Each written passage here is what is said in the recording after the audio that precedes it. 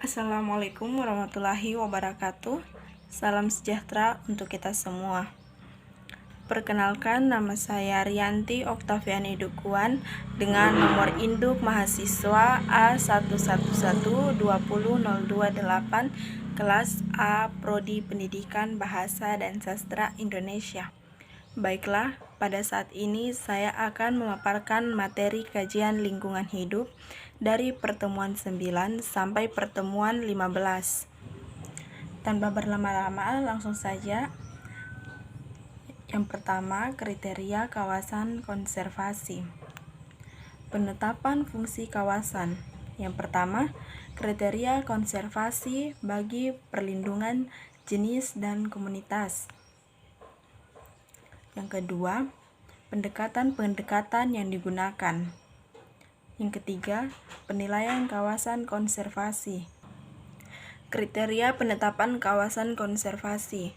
Kriteria dalam memilih calon lokasi konservasi ini terbagi menjadi 5. Yang pertama, kriteria ekologi, meliputi keanekaragaman alamiah, ketergantungan, perwakilan, keunikan, integritas, produktivitas, dan kerentanan. Yang kedua, kriteria sosial, meliputi penerimaan masyarakat, kesehatan masyarakat, rekreasi, budaya, estetika, konflik, kepentingan, penyelamatan, kemudahan, penelitian, pendidikan, kesadaran masyarakat, konflik, dan kesesuaian, petunjuk. Yang ketiga, kriteria ekonomi, meliputi kepentingan untuk spesies, kepentingan untuk perikanan, ancaman alam, keuntungan ekonomi, dan pariwisata. Yang keempat, kriteria regional. Kriteria regional meliputi pengaruh wilayah dan pengaruh subwilayah. Yang kelima, kriteria pragmatik, meliputi urgensi, ukuran, tingkatan ancaman, keefektifan, peluang, ketersediaan, dan pemulihan. Fungsi kawasan konservasi sebagai pelindung penyangga kehidupan dan pemanfaatan secara lestari sumber daya alam hayati serta ekosistem. Selanjutnya, tahapan perencanaan kawasan konservasi terbagi menjadi 4, yaitu yang pertama, identitas, kedua, pengumpulan dan pengolahan data, yang ketiga, penyusunan profil kawasan konservasi, yang keempat, penyusunan rencana aksi calon kawasan konservasi. Pemanfaatan kawasan konservasi. Yang pertama, hendaknya pemanfaatan sumber daya yang berkelanjutan. Kedua, pemanfaatan diatur dalam zona tertentu sesuai peruntukannya. Yang ketiga, sistem zonasi sesuai dengan RPP, KSDI, dan Permen. Yang keempat, diperlakukan berbagai informasi sebagai basis ilmiah. Zona inti. Zona inti merupakan habitat yang mempunyai nilai konservasi yang sangat tinggi dan sangat rentan. Kategori untuk membantu penentuan zona-zona di kawasan yaitu: yang pertama, jumlah spesies dan genus ada dalam kawasan. Yang kedua, jarak zona dari hunian penduduk. Yang ketiga, pola migrasi dan spesies target konservasi. Penentuan zona inti. Yang pertama, perlindungan situs budaya atau adat tradisional. Yang kedua, penelitian, dan yang ketiga, pendidikan. Zona perikanan berkelanjutan, zona pemanfaatan terbata, dan zona lainnya. Kelembagaan kawasan konservasi. Yang pertama, kelembagaan tingkat nasional, dan yang kedua, kelembagaan tingkat daerah. Pengelolaan sumber daya dan pembangunan berkelanjutan. Yang pertama, lingkungan hidup, environment, kesatuan ruang dengan semua benda, daya keadaan, dan makhluk hidup, termasuk manusia dan perilakunya, yang mempengaruhi kelangsungan perilaku, disiplin, dan kesejahteraan manusia serta makhluk hidup lainnya. Undang-Undang Nomor 32 Tahun 2009. Sumber daya alam natural resources. Segala unsur lingkungan, biotik maupun abiotik, yang bermanfaat dan dapat digunakan oleh manusia untuk memenuhi kebutuhan dan keinginannya, baik kebutuhan primer yang bersifat lahiriah, pangan, sandang, dan papan, kebutuhan sekunder yang bersifat batiniah, estetika, maupun kebutuhan tersier dan seterusnya, yang lebih bersifat hobi dan pengembangan bakat. Klasifikasi sumber daya alam berdasarkan sifatnya terbagi menjadi dua. Yang pertama, tidak dapat diperbaharui, dan yang kedua, dapat diperbaharui. Prinsip ekosistem terbagi menjadi tiga, yaitu adanya keanekaragaman, adanya harmonisasi dan stabilitas, dan yang ketiga, adanya manfaat dan produktivitas. Prinsip pengelolaan lingkungan adalah pencegahan dan penanggulangan terhadap penurunan dan kerusakan kualitas lingkungan. Pengelolaan kawasan lindung. Pengertian pengelolaan kawasan lindung. Pengelolaan kawasan lindung Kepres 32 tahun 1990 adalah rangkaian proses kegiatan mulai dari perencanaan, penataan, pengaturan, pengawasan, dan evaluasi terhadap kawasan lindung agar tujuan penetapan kawasan lindung dapat diwujudkan. Tujuan dan sasaran pengelolaan kawasan lindung. Yang pertama, tujuan untuk mencegah timbulnya kerusakan fungsi lingkaran hidup. Yang kedua, sasaran memperhatikan dan menjaga fungsi lindung hutan. Kawasan yang memberikan perlindungan kawasan di bawahnya terbagi menjadi tiga, yaitu kawasan hutan lindung, kawasan bergambut, kawasan resapan air.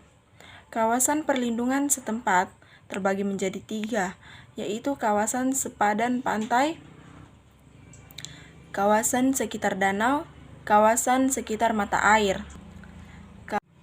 Kawasan suaka alam dan cagar budaya terbagi menjadi 8, yaitu kawasan suaka alam, yang kedua kawasan cagar alam, yang ketiga kawasan suaka marga satya dan hutan wisata, yang keempat kawasan perlindungan plasma, nutfa dan pengungsi satwa, yang kelima kawasan suaka alam laut dan perairan lainnya, yang keenam kawasan pantai berhutan bakau, dan yang ketujuh taman nasional, taman hutan, dan taman wisata alam, dan yang kedelapan kawasan taman budaya dan ilmu pengetahuan. Kawasan rawan bencana alam. Yang pertama, perlindungan terhadap kawasan rawan bencana alam. Yang kedua, kriteria kawasan bencana alam adalah kawasan yang diidentifikasi sering berpotensi tinggi mengalami bencana alam. Aspek pengelolaan lingkungan dan perlindungan ekosistem. Yang pertama, kebijakan penataan, dan yang kedua, pemanfaatan. Ketiga, pengembangan. Komponen lingkungan terdiri atas fisik, kimia, biologi, sosbud, dan keslinmas. Pembangunan berkelanjutan. Prinsip pembangunan berkelanjutan. Pada konsep pembangunan berkelanjutan terdapat beberapa prinsip penting, yaitu yang pertama, pembangunan harus memenuhi kebutuhan masa kini tanpa mengorbankan hak pemenuhan kebutuhan generasi yang akan datang. Yang kedua, pembangunan harus tetap memperhatikan ekosistem yang ada sesuai dengan kemampuan daya dukungnya, sehingga tetap menjaga dan kualitas lingkungan tidak mengalami penurunan.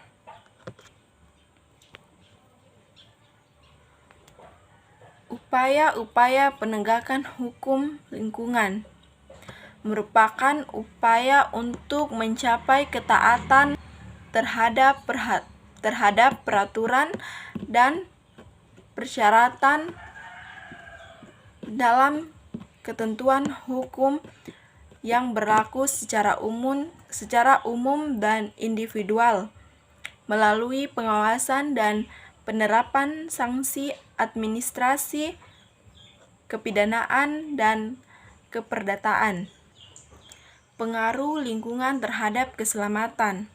Kesehatan lingkungan pada karakteristik kondisi lingkungan yang dapat mengganggu kesehatan, terutama aspek gaya hidup, miras, rokok, narkoba, makanan berlemak, bahan toksis, mikroorganisasi patogen, logam, berat, B3, dan seterusnya. Bahaya kebiasaan sinar ultraviolet. Tingkat perhatian kesehatan lingkungan bersurvival. Pengendalian wabah utama dan pengendalian minimal sanitasi makanan dan minuman. Contoh of disease and injury. Pengendalian penyakit endemis, gizi, dan luka. Ekosistem. Ekosistem adalah tatapan segenap komponen lingkungan yang merupakan kesatuan yang utuh, menyeluruh, yang saling berinteraksi, membentuk keseimbangan stabil. Rantai kesehatan lingkungan. Pengertian kesehatan lingkungan. Definisi: kesehatan lingkungan mempelajari hubungan timbal balik antara manusia dengan lingkungan yang mempengaruhi derajat kesehatan masyarakat. WHO. Kesehatan lingkungan adalah ilmu dan keterampilan yang memusatkan perhatian pada usaha pengendalian faktor fisik di lingkungan manusia yang diperkirakan merugikan pengembangan fisik, kesehatan, ataupun kelangsungan hidup manusia. Dan yang terakhir adalah ruang lingkup kesehatan lingkungan. Yang pertama, penyediaan air. Yang kedua, pengelolaan limbah. Dan yang ketiga, sanitasi makanan. Yang keempat, sanitasi pemukiman dan tempat-tempat umum. Yang kelima, pencernaan lingkungan. Saya ulangi. Yang kelima, pencemaran lingkungan. Yang keenam, pengendalian vektor atau bintang pengganggu. Dan yang ketujuh, keselamatan dan keselamatan kerja. Dan yang paling terakhir adalah konsep sakit. Disease atau penyakit, gangguan fungsi fisiologis dari suatu organisme sebagai akibat terjadi infeksi atau tekanan dari lingkungan. Konsep patologi. Baiklah, hanya itu yang dapat saya sampaikan. Lebih dan kurangnya atau mungkin ada kesalahan kata, saya sangat memohon maaf. Sekian dari saya. Wassalamualaikum warahmatullahi wabarakatuh. Salam sejahtera untuk kita semua.